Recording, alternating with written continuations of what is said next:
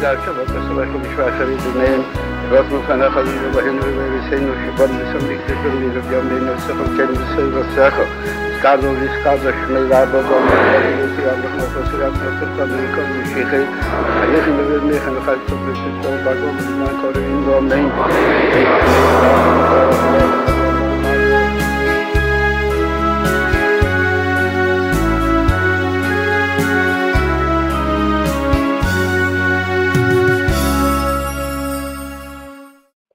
Hello and welcome to the SOS B16 presentation. My name is Shnair Zalman Jacobs, and I will be the announcer for today's presentations, which are called Avodas Hateffila, according to the teaching of Chassidus. Now, some of you may be wondering, what does Avodas Hateffila even mean? Okay, I get that.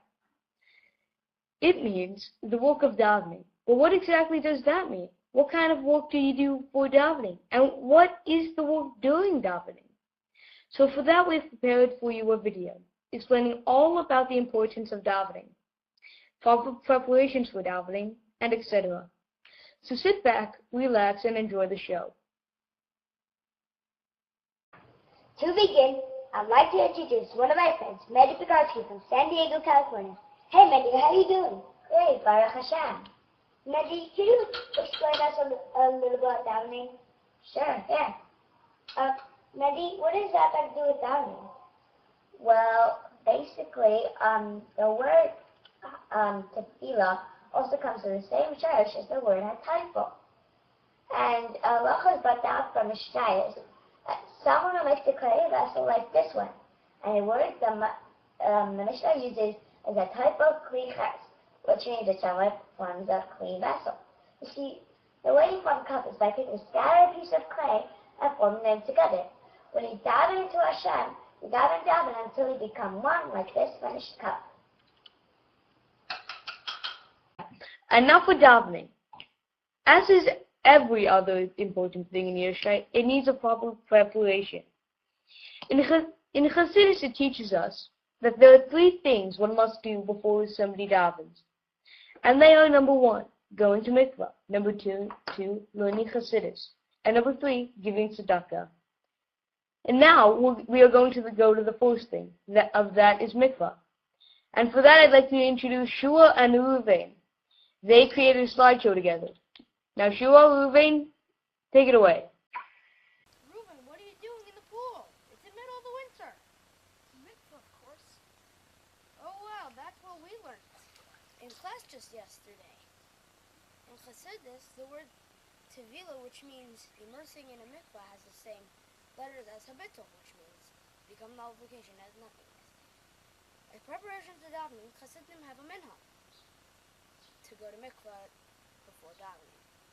The reason is because during davening, they will be standing in front of Hashem, like a servant in front of a king. We have to feel as if we are nothing. Just like when you are underwater, you are not in full control of your body, like when you are above water.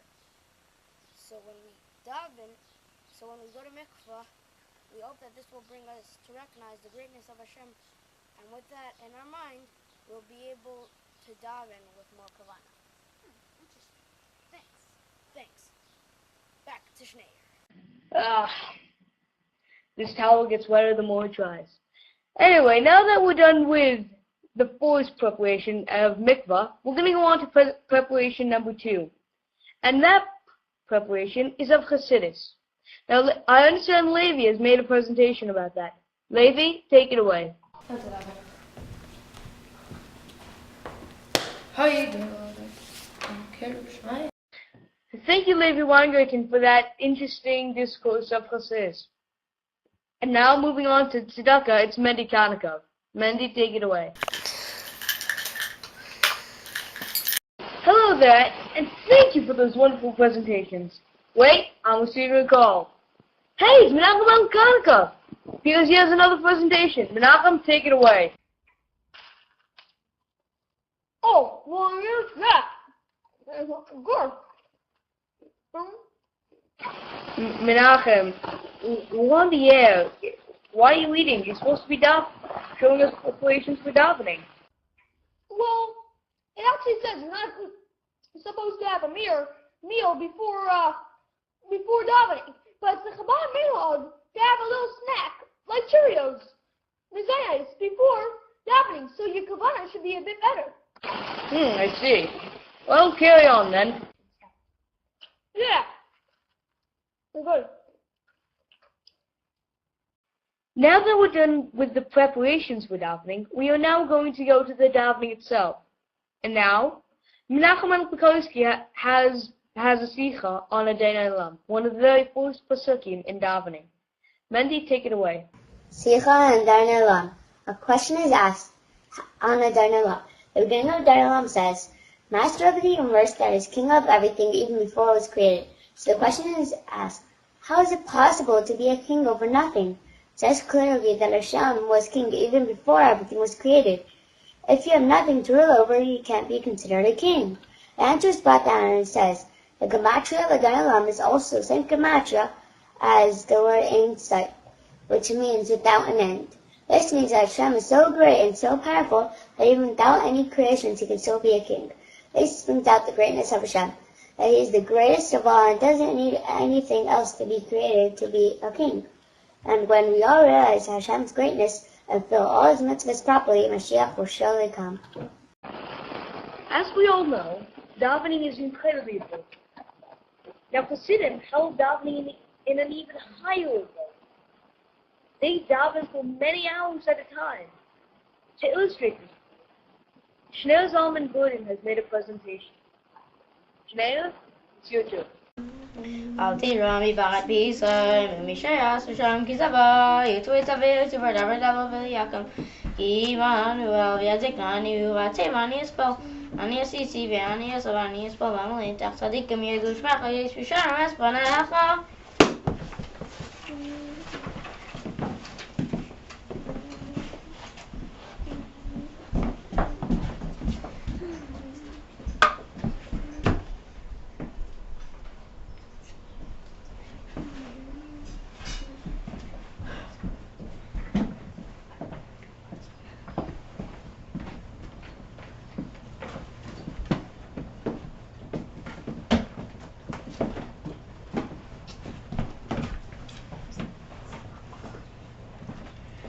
Birthday Bear, what took you so long? Well, Michael, let me ask you a question. What do you do for a living? Well, me and my wife have a store, and I go and learn, and she manages the store by herself. Where do you get the things you sell? Once a year, I go to Leipzig and I go there and I buy things. Fish, cheese, Follow. wine, chicken, lettuce, Then I bring them back. Why can't you just imagine it there? Why do you waste your time going there? Cause how do I just like imagine that I'm there? The thing won't just the things that I buy won't just magically appear in my store. I need to actually go there and buy them. Well, it's the same with davening. You can't just imagine that you're standing in front of Hashem. You really are, for real. And so you have to really actually do it, for real, instead of imagining it. Ah, so now I understand why you daven for so long.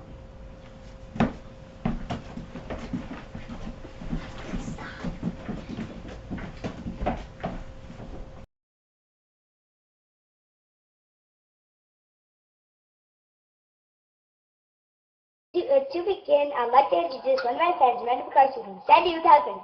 Hey, Mandy, how are you? Oh. Thank you. Now that we've done all the preparation, seriously? You're going to choose to eat now?